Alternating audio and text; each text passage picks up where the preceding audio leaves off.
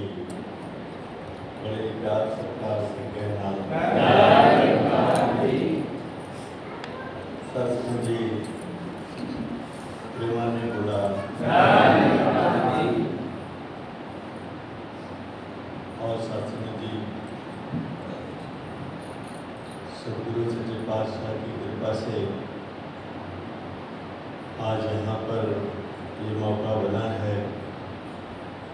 आप संत महात्माओं के दर्शन करने का सौभाग्य मिला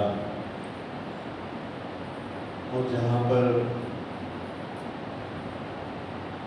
ये करीब शुक्रवार से ही ये सिलसिला चला, टकरोली भवन से ही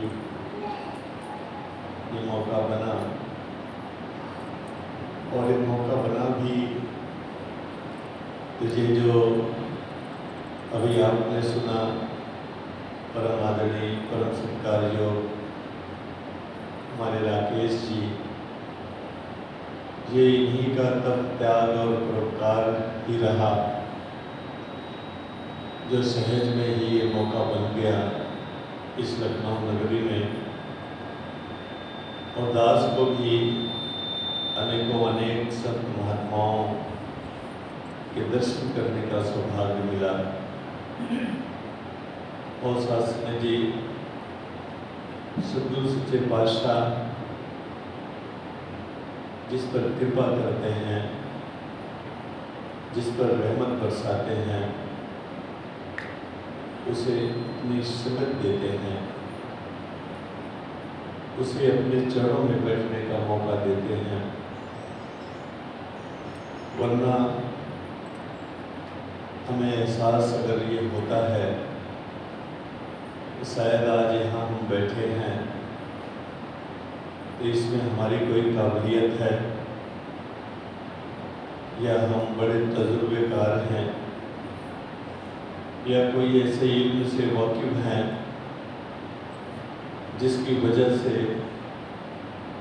आज यहाँ बैठने का मौका बना। शास्त्री जी गुरु की महिमा कौन बखाने, सागर में कितनी गहराई बूंद मिला क्या जाने। हम सभी एक बूंद हैं और वो सौभाग्यशाली बूंदों में है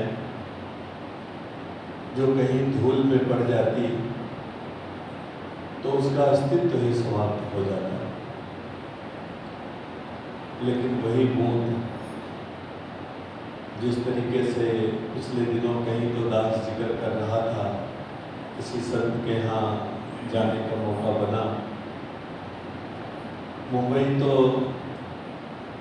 हर तरफ से समुद्र से घिरी हुई है, जहाँ जाओ किनारे वो सागर की बड़ी बड़ी लहरें। एक बार ऐसे ही ख्याल आया, सभी बच्चे साथ में समुद्र के किनारे गए थे हम सभी। वैसे तो शास्त्री जी जब कभी ऐसे मौका बनता है तो चलो आज कुछ अलग करते हैं तो समुद्र के किनारे शाम को घूम कर आते हैं। बुजुर्ग बाबा जी भी जब मुंबई आगमन होता समागमों के दौर पे तो समुद्र के किनारे जरूर जाते हैं और वही महात्माओं का वो सिलसिला लग जाता है। वो बरसात का मौसम था, इतनी बड़ी बड़ी लहरें उठ रही थी। अनाउंस किया जा रहा था, टीवी पे भी अलर्ट दिया गया कि समुद्र के बिल्कुल करीब कोई ना जाए। और शास्त्री जी दास को जब कुछ बूंदें उड़कर आई तो दास को ख्याल आया ये जो बूंदें हैं थोड़ी देर पर जो हाथों पर पड़ी है, चेहरे पर पड़ी है, थोड़ी देर में ये सूख भी जाएगी और ये खत्म ही हो जाएगा। ये बूंदें आई भी थी और इन बूंदों को अगर ले जाकर लेबोरेटरी में टेस्ट किया जाए तो इसमें सारे वही तत्व मिलेंगे जो समुद्र में है। सारे के सारे गुण धर्म जो है बूंद में मिलेंगे, लेकिन इस बूंद में कोई जहाज नहीं चल सकता, इस बूंद में कोई मछलियां नहीं तैर सकती, इस बूंद में वो बड़ी बड़ी लहरें भी नहीं उठ सकती। भले वो सारा तत्व वो समुद्र का ही इसमें समाया है, एक एक तत्व उसमें समाया है जो इतनी गहराई वाले समुद्र में समाया है।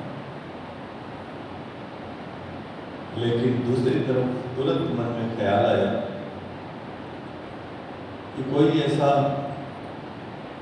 परोपकारी संत, कोई ऐसे परोपकारी सोच वाला आ जाए जो इस बूंद को धीरे से उठाकर ले जाकर फिर से समुद्र में जोड़ दे। अब बूंद वही है, अब बूंद नहीं, अब वो समुद्र हो गया।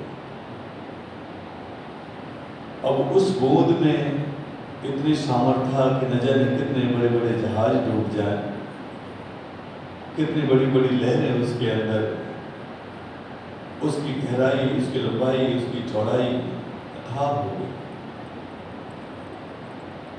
बूंद तो वही जब बूंद के रूप में थी तो खुद के अस्तित्व का भी ठिकाना नहीं था कि बचेगा भी, खत्म हो जाएगा। अब तो अगर कोई तजुर्बेकार ना हो, अगर उस समुद्र में उतर जाए तो बचना भी बड़ा मुश्किल है, इतनी गहराई, इतनी विशाल। और साथ समझिए, हम भी अपने आप को उठाकर देख लें।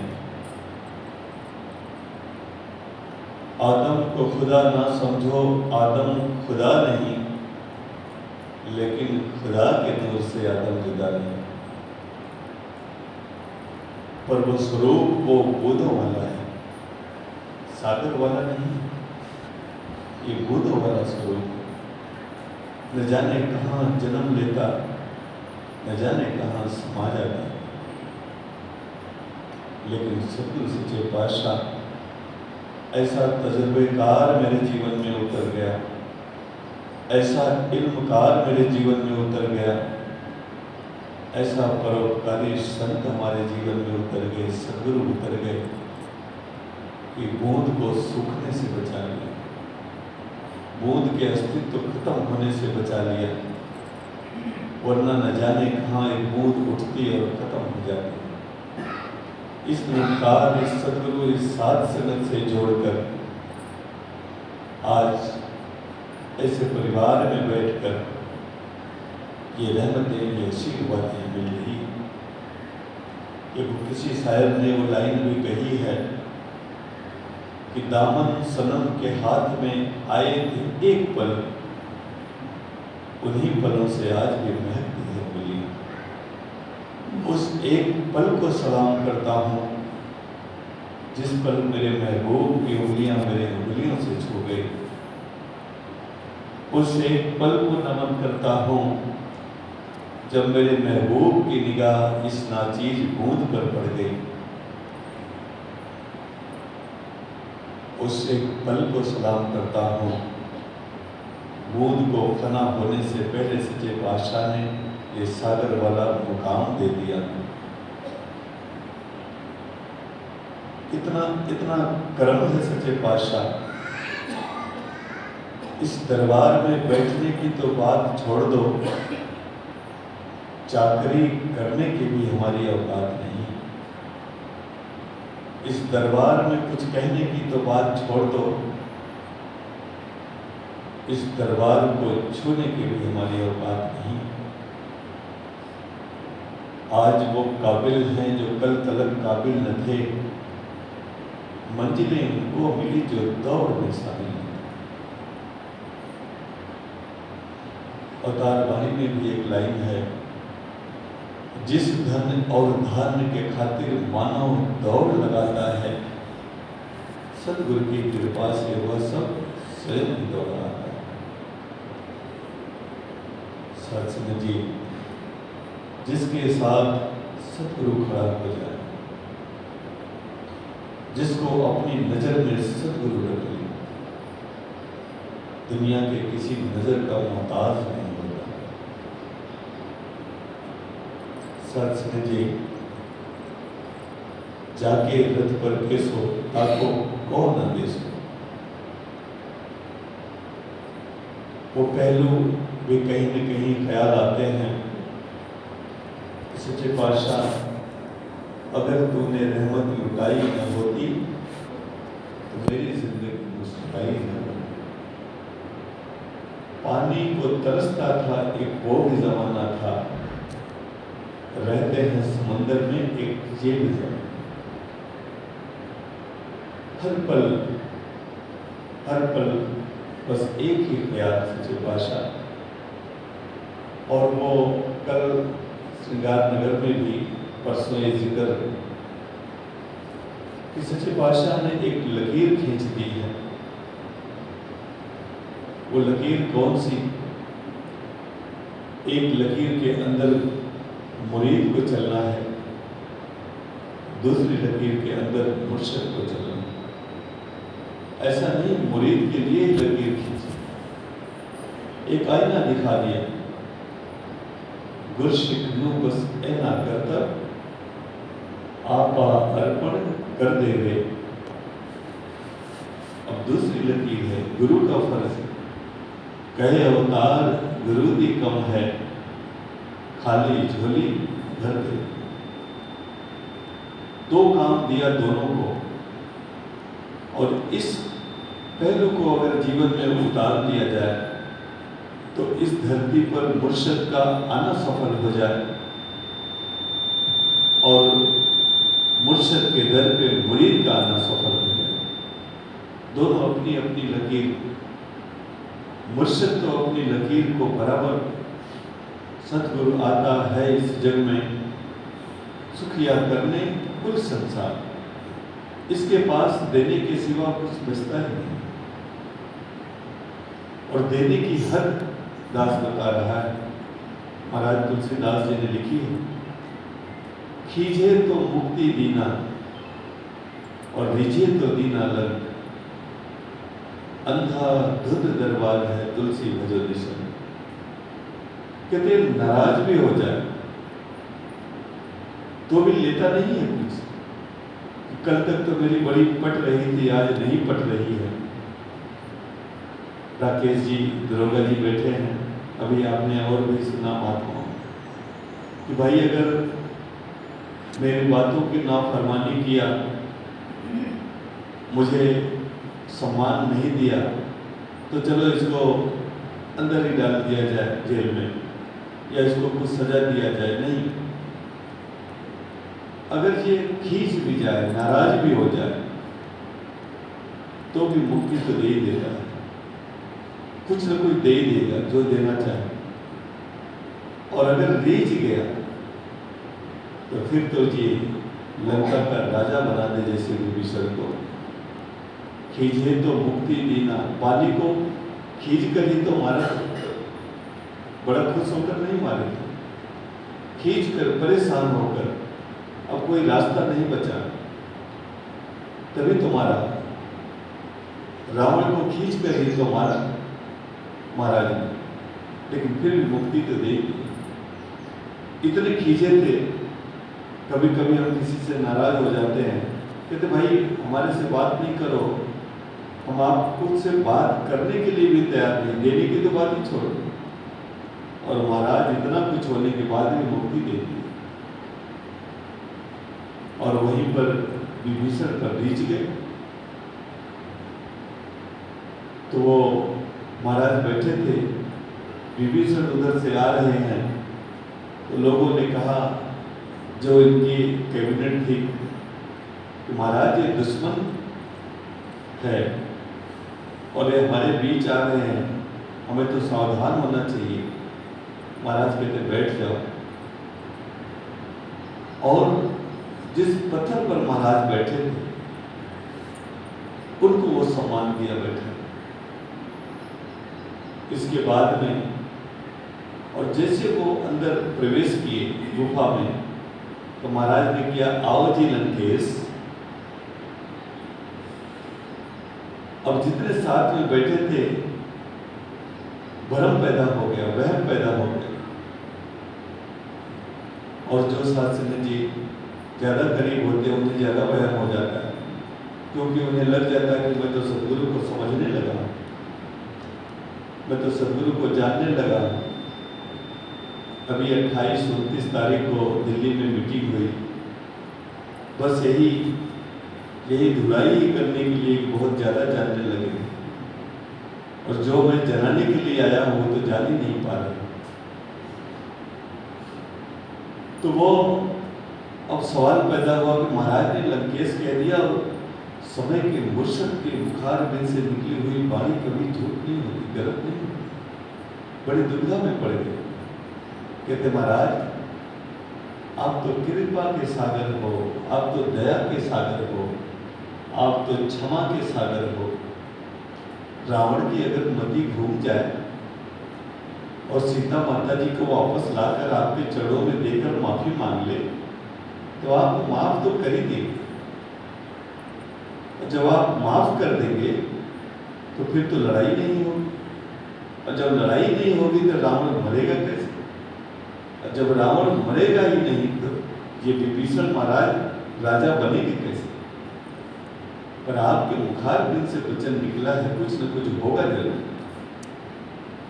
महाराज कहते हैं बिल्कुल सही सोचा, अगर रावण मेरे चरणों में आकर क्षमा मांग दे,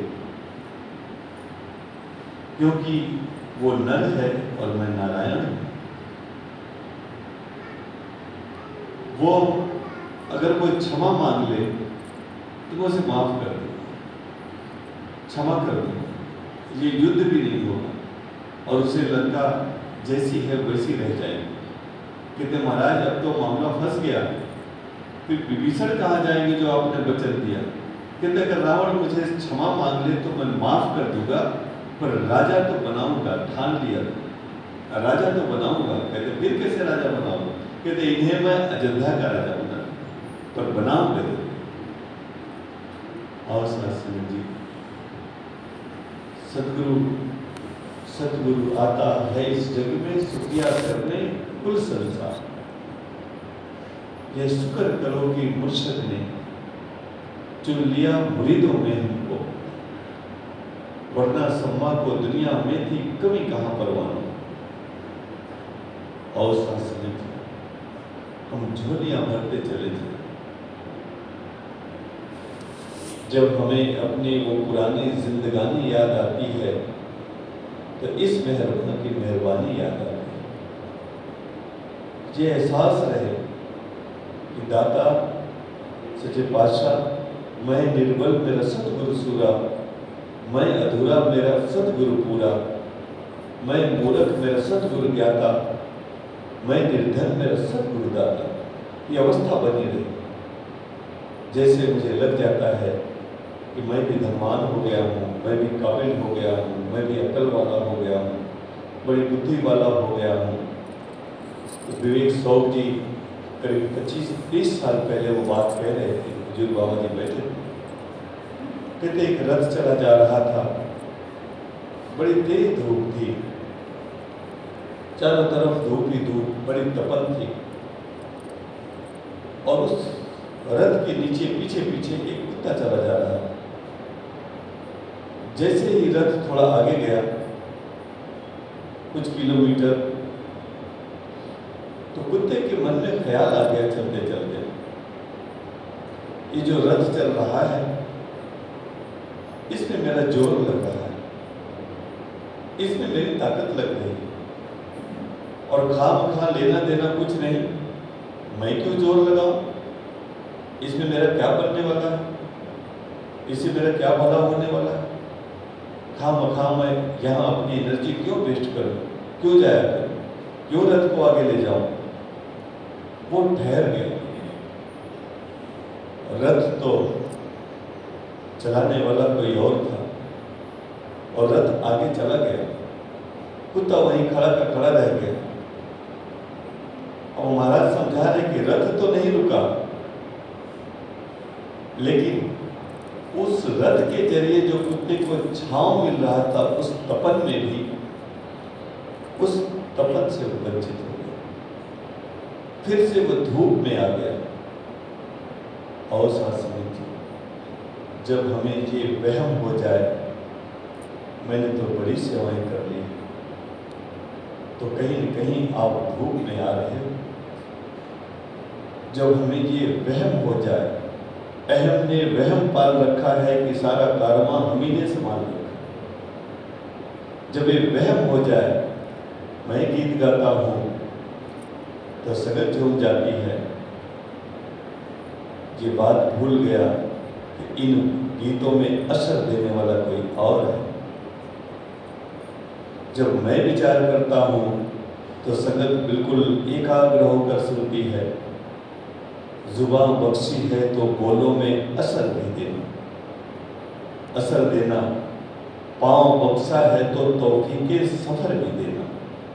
वो संगत की जगह किसी और तरफ न लेके चले जाए। सच्चे पातशाह, ये पाँव तो बख्शा है, आपने कृपा किया, मुझे पाँव दिया, वरना कितने लोग हैं जिन्हें सब कुछ दिया पर आपने पाँव ही नहीं दिया। सच्चे पातशाह, आपने पाँव बख्शी है तो इतना कृपा करना कि तौफीक के सफर देना। जो आप तौफीक सिखा रहे हैं, संगत में जाओ, संतों की सेवा करो, परोपकार करो, तौफीक के सफर भी देना। अगर जुबा बख्शी है तो जब मैं बोलूं सच्चे पातशाह तो मेरा असर नहीं चाहिए, उसमें तासीर मेरे मुर्शद अपनी भर देना, इन बोलों में असर भी देना। जब ये ख्याल आए मन में मैंने धन से बड़ी सेवा कर ली, तब याद कर लेना कि कहीं मैं धूप की तरफ तो नहीं जा रहा हूं।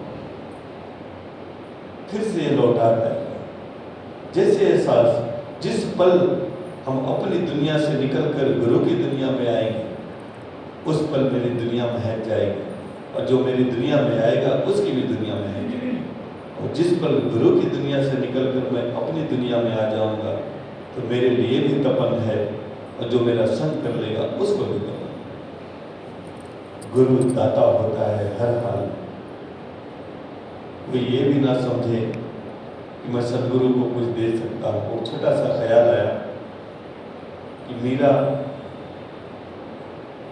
जब महाराज से ज्ञान ले लिया, बड़ी दीवानी रविदास जी का, तो एक दिन ख्याल आ गया मीरा को कि मैं तो महलों में रहती हूँ, न जाने कितने पकवान, कितने राजा नौकर चाकर मेरे आगे पीछे घूमते हैं, दुनिया के सुख और साधन मेरे पास मौजूद हैं, क्यों न मैं अपने गुरु को भी अमीर कर दूं। मेरे सदगुरु जहां विराजमान होते हैं, चमड़े की बदबू चारों तरफ, चमड़े ही चमड़े, जूते पड़े हैं, चमड़े पड़े हैं, कठौते में वो गंदा सा पानी पड़ा है जिसमें वो हाथ डालते हैं, सिलाई करते हैं।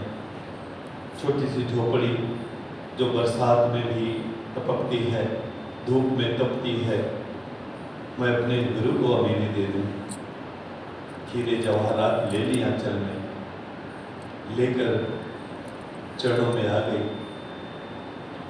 जब वो मीरा महल से चली तो ही महाराज ने समझ लिया बात। जब वो करीब आई तो भर निगाह से उसे देखा भी नहीं मीरा को, दूसरी तरफ देख रहे हैं। कहते महाराज मैं आपके चरणों में आई। कहते हाँ जी, देख तो दास भी रहा है। कहते मैं आपको कुछ देना चाहता हूँ, कुछ देने के लिए लाई हूँ। कहते हाँ जी। जिस बोरे पर बैठे थे महाराज ने देखा भी नहीं और कहा ये बोरा उठाकर इसके नीचे रख दो जो भी लाई हूँ। जब उस बोरे को उठाया तो मीरा की आंखें चौधिया गई।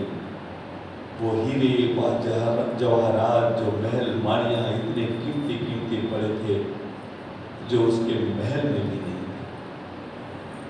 वो ख्याल आया, सच्चे पातशाह मुझे बख्श देना, जिन महल माड़ियों को मैं इतना ऊंचा समझता था वो तो आपके चमड़े के नीचे, बोरे के नीचे, उस पर आप बैठे हैं, उसके पहाड़ पर बैठे हैं।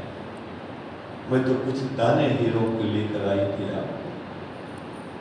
और सच्चे पातशाह, अगर सतगुरु मेरी सेवा भी कोई परवान कर लेता है तो शुक्र करो।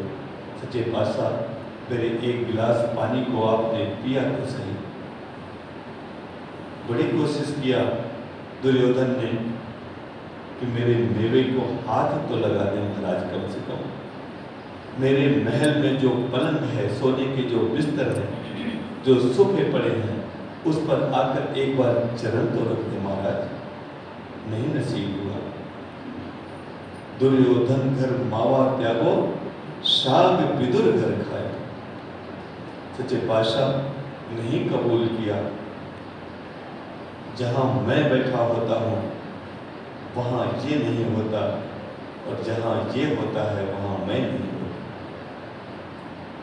देनहार कोई और है, देने वाला तो कोई और। अगर मैं सेवा भी कर रहा हूं सच्चे पातशाह, तो सबसे पहले तूने मुझे काबिल बनाया, वरना मैं खुद मजबूर होता तो क्या सेवा कर लेता। मैं खुद तंगी में होता तो क्या सेवा कर लेता। आओ सच्चे पातशाह की कृपा, ये मेहर इस तरीके से बनी रहे, और हर पहलू मेरा उस तरीके से संवरते चले जाए जैसे आप चाहते हो, जिसे आप कृपा करते हो। जीवन के हर पहलू में कोई होगा किसी का सहारा, मेरा तो सहारा तू है। कोई होगा किसी का गुजारा, मेरा तो गुजारा तू है। ये एहसास बना रहे और नीवा होकर जीवन को जीते चले जाएं। जैसे ही ये मैं खड़ी हो जाती है, वैसे साथ समझिए ये रहमतें भी किनारे चली जाती हैं, ये बख्शिशें भी किनारे चली जाती हैं। ये सारी आशीर्वादें, ये बरकतें जो हमारे घरों में आनी हैं, वो चली जाती हैं। बहुत ही सदगुरु माता जी का वो ध्यान, अभी अभी मीटिंग हुई, एक ही ध्यान, बिल्कुल सहज अवस्था में, बिल्कुल सरल अवस्था में, दुविधा में नहीं। दुविधा में भक्ति नहीं चलेगी। या तो तू कबूल, या तो अपने आप को कबूल। इश्क हकीकी का बस एक ही वसूल है, तू कबूल तो तेरा किया हुआ सब कुछ कबूल है। अगर गुरु को कबूल किया है तो शरीर कबूल करने से बात नहीं बनेगी, गुरु की मर्जी कबूल करनी होगी। अगर गुरु को कबूल किया है तो जो भी हो रहा है सब सही है, तू दिल खराब ना कर, ये बेहिसाब का डर है, तू यहाँ हिसाब ना कर। तुझे पातशाह आज तूने मुझे यहाँ बैठा दिया, बड़ी कृपा हो। आज तो मुझे जोड़े पर ही संगत मेरी हो गई, बड़ी कृपा हो गई, क्योंकि तू सब में है, सारा विधान ही तेरा। इतने दिनों से मुझे किसी ने याद नहीं किया, बड़ी कृपा है। राजी है हम उसी में जिसमें तेरी रजा है, ऐसे विवाह हुआ है वैसे विवाह हुआ है। और शासन जी समा भी अपने मुकाम पर पहुंच चुका है, और कई दिनों से ये आपका प्यार, आपका सत्कार, और एक एक महात्मा की आंखों में जो प्यार छलक रहा है, दिलों में जो प्यार छलक रहा है। कल भी दास ने जिक्र किया कि जब हम सोनार की दुकान पर ज्वेलरी के पास में जाते हैं गहना खरीदने, तो कोई गहना खरीदते हैं, गहने का आकार तो बड़ा छोटा सा होता है, लेकिन डिब्बा बड़ा सा होता है जिसमें वो रखा होता है। और जितनी संभाल उस गहने की होती है, उतनी ही संभाल उस डिब्बे की भी होती है। तिजोरी में बहुत बड़ी जगह नहीं होती, पर जिस तिजोरी में हम गहना रखते हैं उसी में डिब्बा भी रखते हैं। और वो तब तक, जब तक वो गहना निकाल कर परमानेंट पहन नहीं लिया जाता, तब तक उस डिब्बे की भी कीमत बढ़ी हुई है। जिस दिन परमानेंट उसको निकाल कर पहन लिए, बच्चे खेल कर तोड़ फोड़ कर कचरे के डिब्बे में डाल देते हैं, बहुत लंबी उसकी लाइफ भी नहीं होती। उसकी संभाल वो तिजोरी तक में तब तक रखा है जब तक अंदर गहने। इसलिए हमें वो नमस्कार तब तक हो रही जब तक ये गुरु बैठा है, इसका जिक्र बैठा है, इसका एहसास बैठा है।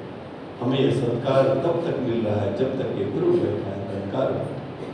जिस दिन ये गहना निकाल के वो दिन सड़कों पर मोल भाव करते नजर आओ शास्त्री जी।